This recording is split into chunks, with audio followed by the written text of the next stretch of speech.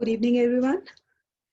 I am Dr. Pooja, and today I will be discussing the biochemistry portion of the FMGE questions which was held on 31st August 2020.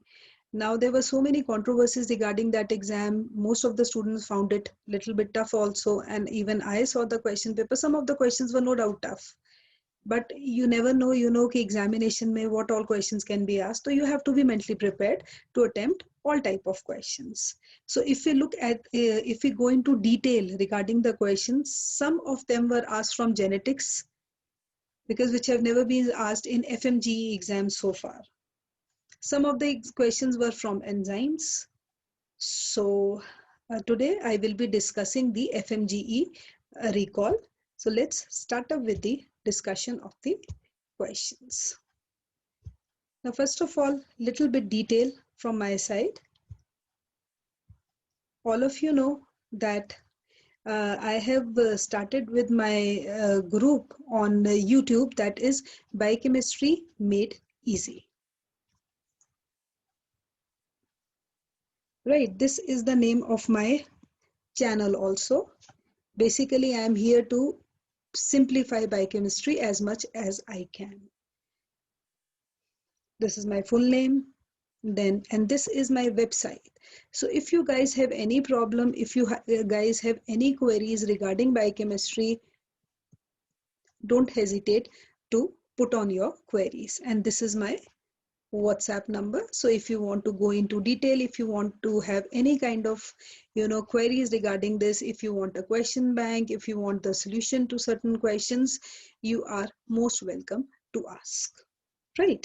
So let's start up with the discussion. We will be discussing some of the questions which were asked in biochemistry exam of FMGE, which was held on 31st August. Now, all of you know that again a new date has come of FMGE exam, which is going to be held in the month of December. So all those students who have cleared that exam, obviously now they have to prepare for their PG exam, but don't lose hope. The students who have not cleared this time, there are chances, if you put in your efforts, you can clear the exam in the month of December. So let's see question number 1 in fatty liver, which is not given. Now see, this fatty liver, this is a very important topic. What do you mean by fatty liver? As it is clear from the word itself, there is infiltration of the fatty acids in the liver. Infiltration of fatty acids into the liver. What can be the reasons which can lead to this fatty liver? Obviously, there will be increased concentration of the TGs or the triglycerides. All of you know triglycerides are what? These are actually the triesters of fatty acid and glycerol. So there can be increase in the concentration of these. Now, increase can be either due to decreased mobilization of TGs from the liver. Obviously, if there is decreased mobilization of TGs from the liver, it will lead to accumulation of these TGs in the liver, leading to fatty liver, liver full of fats. And second can be impaired synthesis of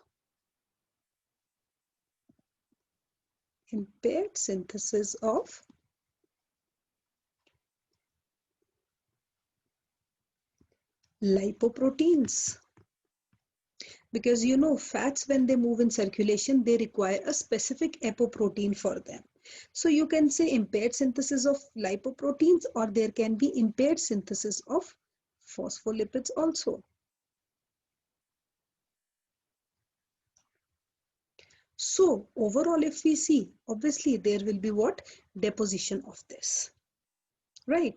Now, what can be the factors which can lead to increased concentration of TGs? The most important one can be diabetes mellitus,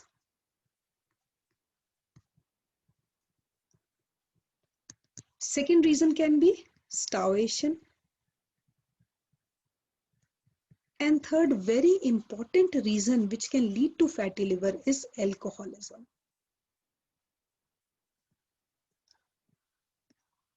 So this will lead to the increased concentration of TGs in the liver. Because if we see, whatever is the reason, whether it is diabetes mellitus, starvation or alcoholism, there is increased concentration of acetyl coenzyme. And if we see the metabolism of alcohol, all of us know that this alcohol forms acetaldehyde. Alcohol, or you can say ethyl alcohol, on oxidation in the presence of alcohol dehydrogenase forms acetaldehyde, which again on oxidation forms acetic acid, which interferes with acetyl coenzyme A, leading to what? Increased synthesis of TGs.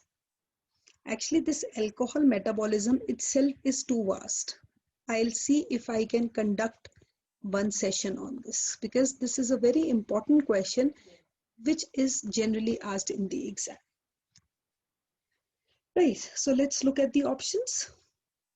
In fatty liver, which is not given, obviously ethyl alcohol, or alcohol is not given because it will lead to further fatty liver.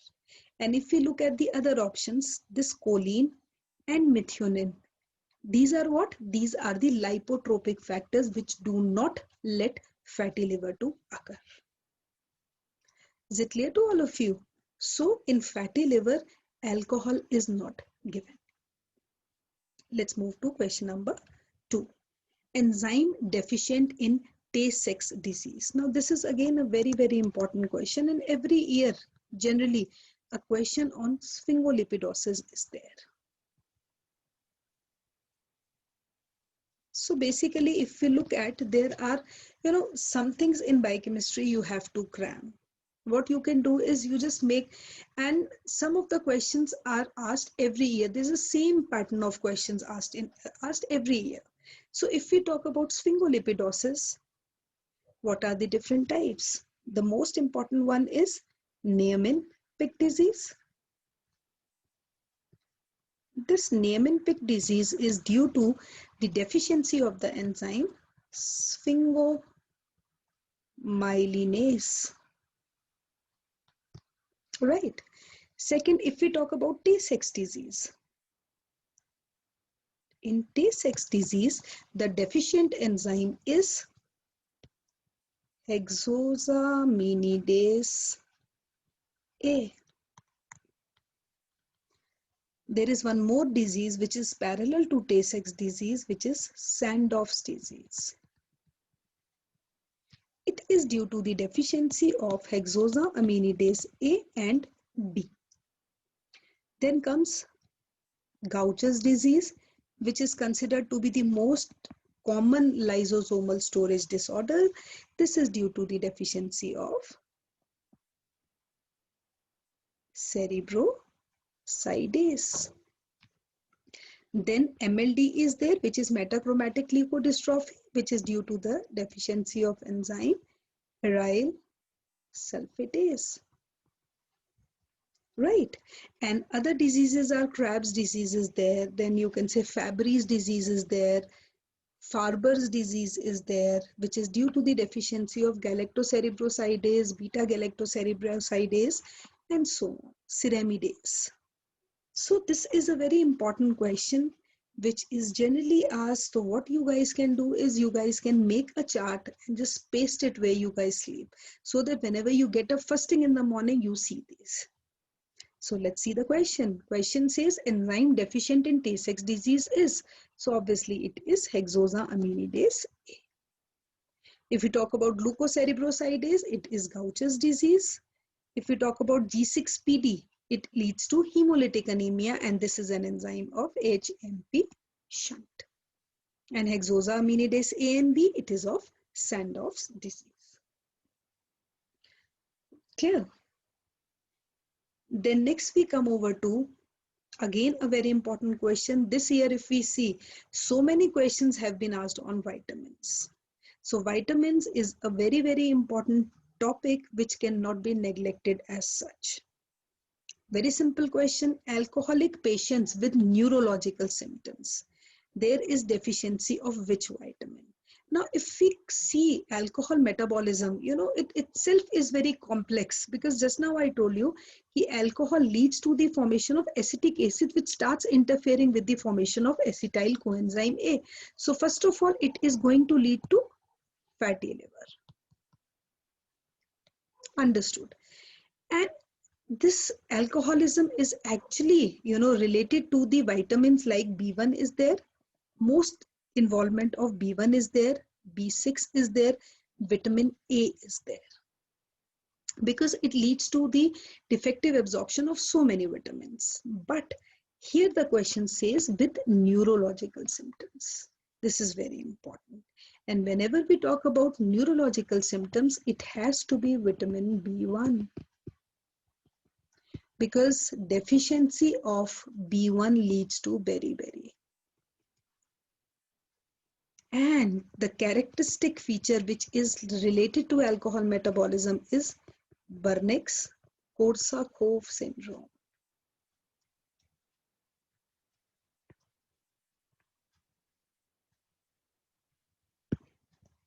Wernicke-Korsakoff syndrome is actually related to B1. Because basically what happens is, in chronic alcoholism, there is defective absorption of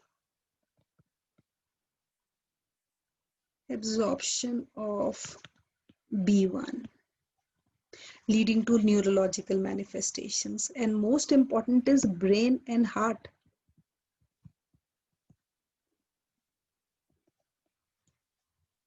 Because they basically survive on aerobic conditions. So what happens is they suffer.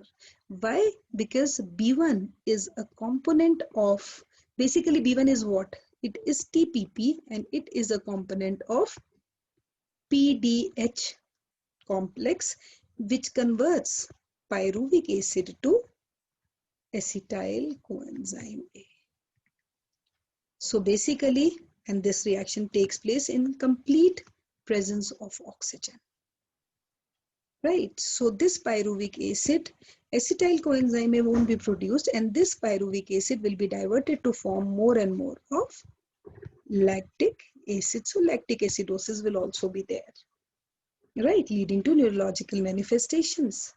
So here, simple, the answer will be B1, right?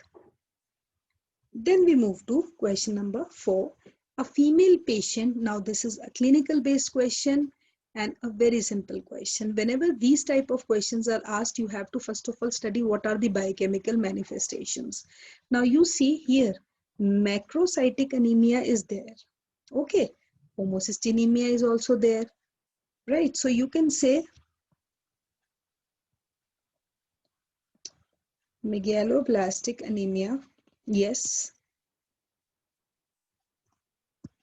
right? Increased concentration of homocysteine, yes, but normal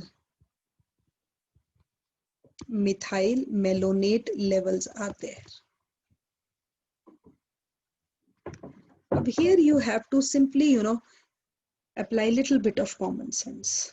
See, if we talk about these three, vitamin A and C are straight away ruled off, right? Now, whenever we talk about homocysteine, homocystinuria, whenever we talk about methyl malonic acid, the vitamin which comes into our mind is B12 and B9, which is folic acid. First of all, we have to read what is the correlation between B9 and B12. Right, and now I'll give you one equation. This is a very important question, in fact.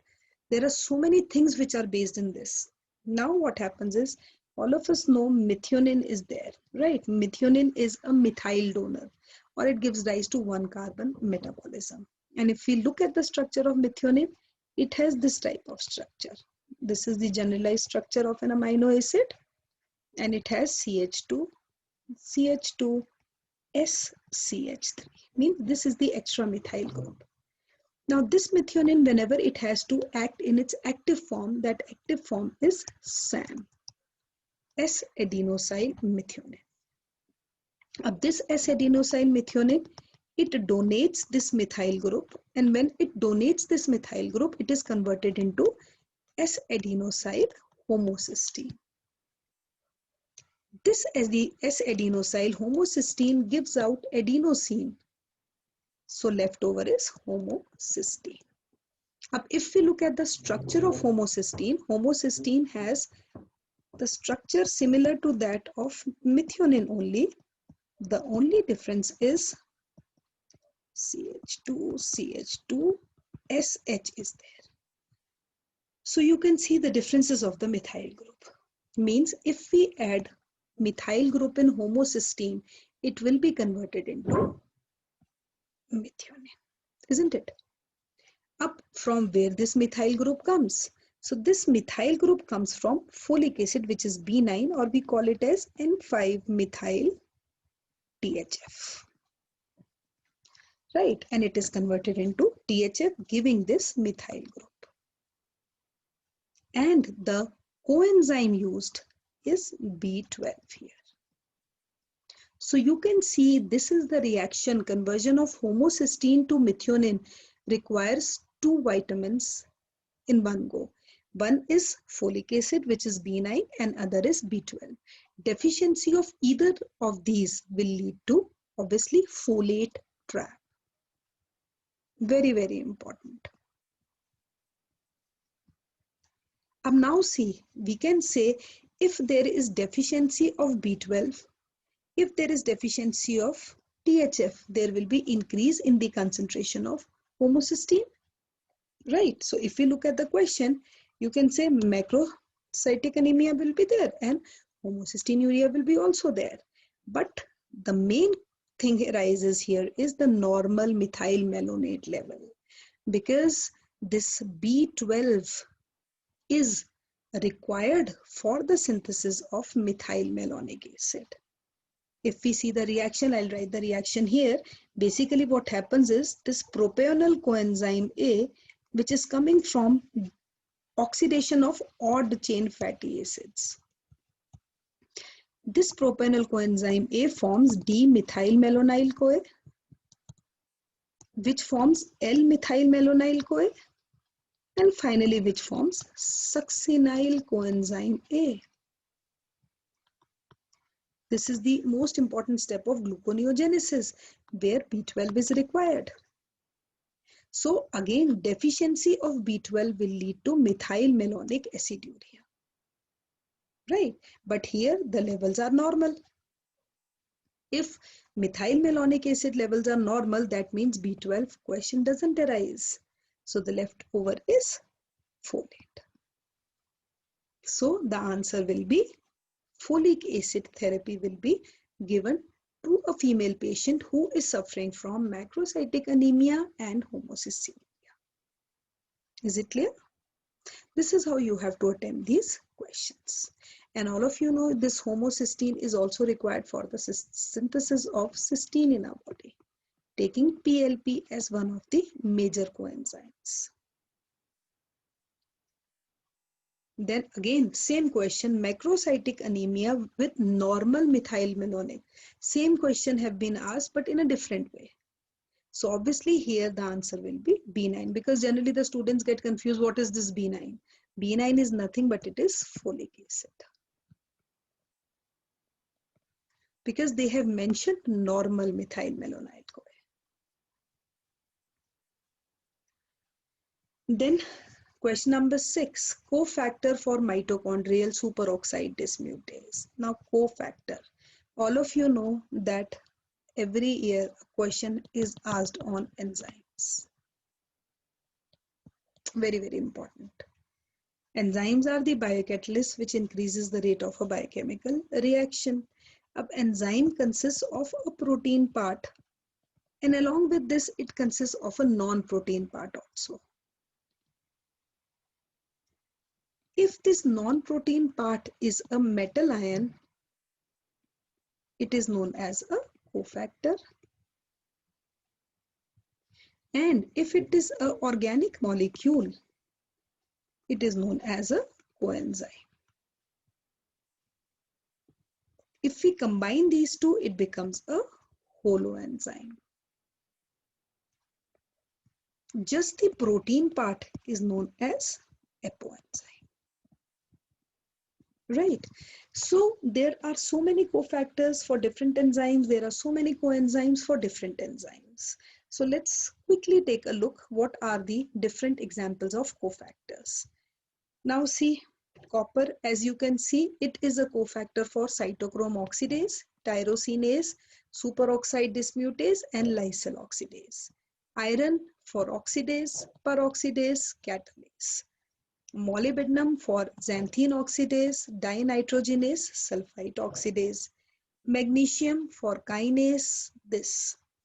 Zinc, very important questions is generally asked on zinc. Carbonic anhydrase, alcohol dehydrogenase, this was the question asked, I guess, two years back.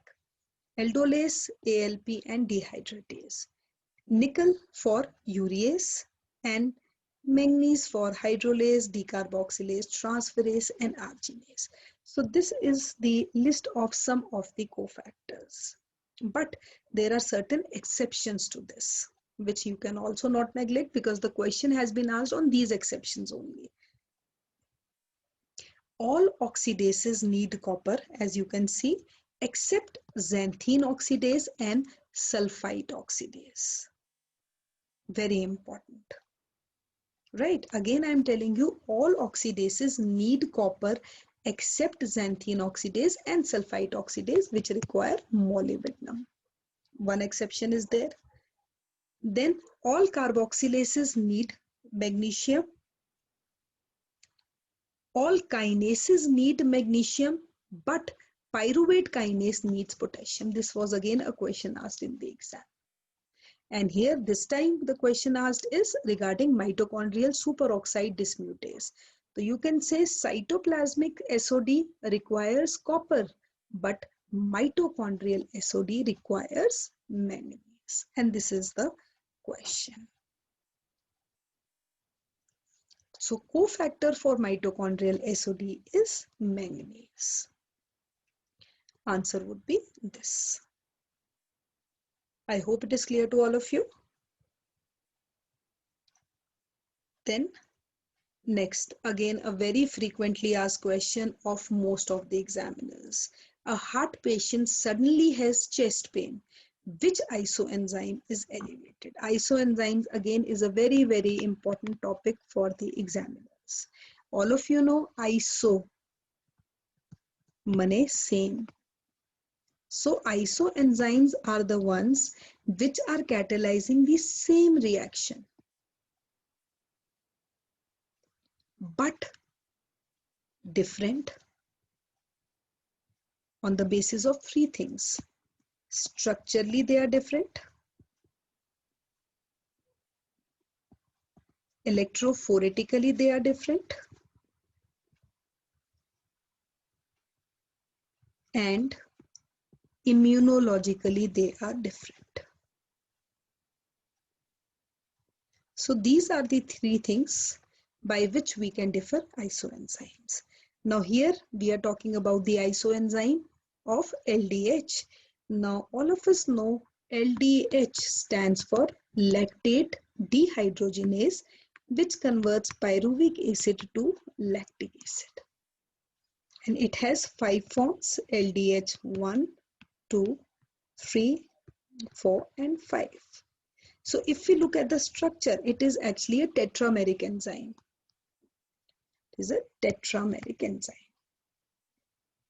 Means it has 4 subunits. So LDH1 has cardiac subunits, LDH2, LDH3, LDH4, and LDH5. This is on the basis of structure. If we see on the basis of electrophoretic pattern, LDH1 is the fastest moving fraction and LDH5 is the slowest moving fraction. And if we see the immunological behavior, LDH1 rises in MI and LDH5 rises in liver diseases. So basically what happens is, if we talk about the normal individuals, in normal individuals, LDH2 fraction is more than LDH1 fraction. But person suffering from MI, LDH1 will be more than LDH2, and this is also known as flipping ratio. This was the question which was asked in the exam also. So flipping ratio is LDH1 is more than LDH2 in the person suffering from MI. Right? So here it is chest pain. Which isoenzyme is elevated? It has to be LDH1. Then next question, again a very important question. Nitric oxide is synthesized from. Now nitric oxide is synthesized by a one-step reaction, that is arginine.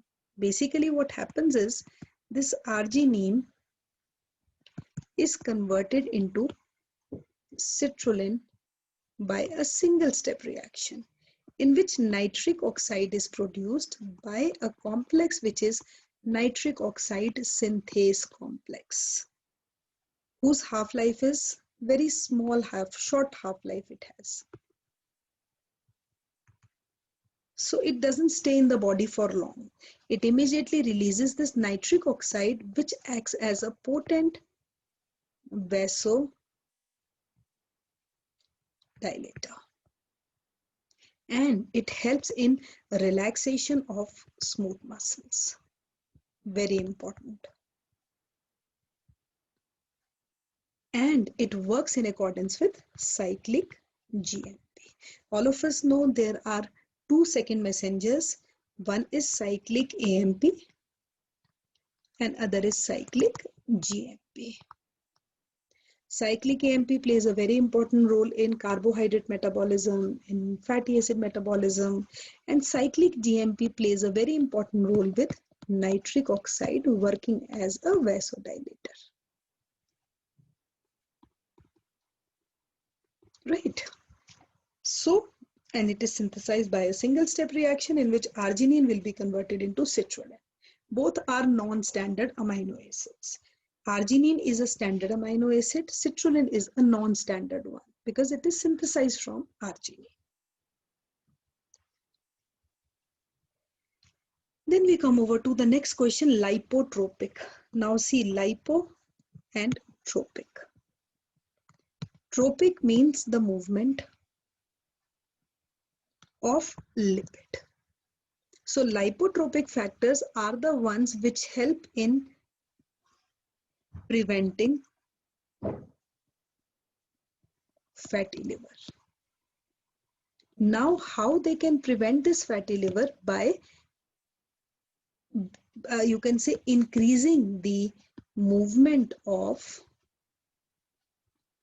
fats or TGs from the liver, so that there is no mobilization, no, you can say, deposition of TGs in the liver. Very, very important, because tropic is movement. So they are allowing the movement of the fats, of the TGs from the liver to the extrahepatic tissues. And lipotropic factors are choline, betaine, methionine, folic acid, B12. These are some of the very important lipotropic factors except cysteine. So the answer would be cysteine. Choline is considered to be a very, very important phospholipid. This is a phospholipid which plays a very important role in as a lipotropic factor. Then the last question, this was the question which was asked from genetics this time. And the question says that mother side uncle has disease. Okay, I can say mother side, mother has this genotype, uncle has disease, uncle has this genotype and uncle is diseased. Her son has disease. Yani ki son is again having disease. So this thing, this कि ये जो mother है, this mother is first of all a carrier, right? So the mother is actually carrying the disease from the uncle and transmitting it to the son. So it is a type of crisscross inheritance. Now, before taking up with this, let's discuss these four types of inheritance separately. First of all, let's start up with autosomal dominant. Now, if we talk about autosomal dominant, what are the salient features of this autosomal dominant inheritance? First is male and female are affected equally. Are affected equally. And here there is vertical transmission. Vertical transmission. And sometimes what happens is incomplete penetrance in this. Incomplete penetrance leads to skipping generations. Skipping generations. Right. Second is autosomal recessive. Now, autosomal recessive mein again male and females are affected equally. This is similar to that. Here it is known as horizontal transmission. Horizontal transmission because the affected individuals are usually of the same generation. Right. And then third is X-linked recessive. Now, if we look at the X-linked recessive generation, what are the salient features to this? In this, males are usually affected.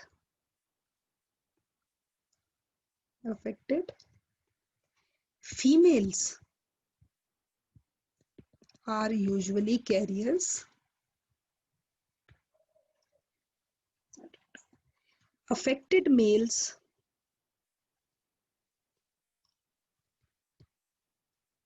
will have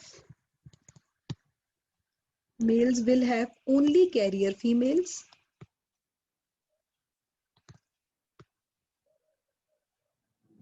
Male to male transmission never seen.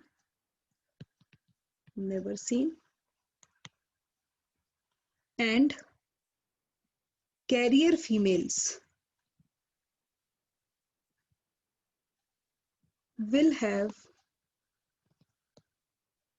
affected males.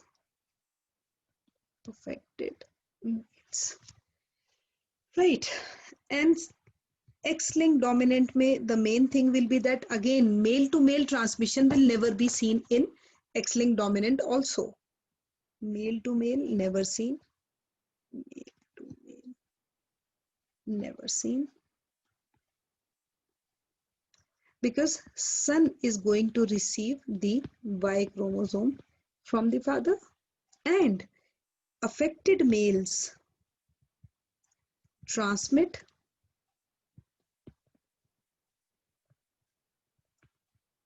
to females of next generation. To the females of next generation. Other type of inheritance is also there, जैसे Y-linked inheritance is there, then mitochondrial inheritance is there, which is also known as cytoplasmic inheritance. But we are not taking that into detail because here only 4 types are given. So if we see, the question says mother's side uncle has disease. So mother can be a carrier, or uncle's daughter is a carrier who is transmitting the disease to the son. So obviously, according to me, the answer should be X-linked recessive. Other type of inheritance except these 4 is Y-linked inheritance and mitochondrial inheritance, which is also known as cytoplasmic inheritance also. So basically, there are 5 types of inheritance. Right. So these were the questions which were asked in this year FMGE exam. So The students who have cleared this exam, again, heartiest congratulations to them. But the students who could not crack this exam this year, don't worry, there is always, another chance. So start preparing because just two months are left. If you have any queries, again, I told you that this is my email ID as I gave it in the starting. I'll just go to that. This is my website. This is my WhatsApp number. So if you guys have any problem, do ask me. So basically, I am here to make biochemistry easy. I hope the questions which I have discussed are clear to all of you. In my next video, I will be again starting off with some new topic, obviously, and I will start up with the discussion of certain questions which have been again asked in your NEET exam, or you can say this FMG exam. So wishing you guys all the best. Take care.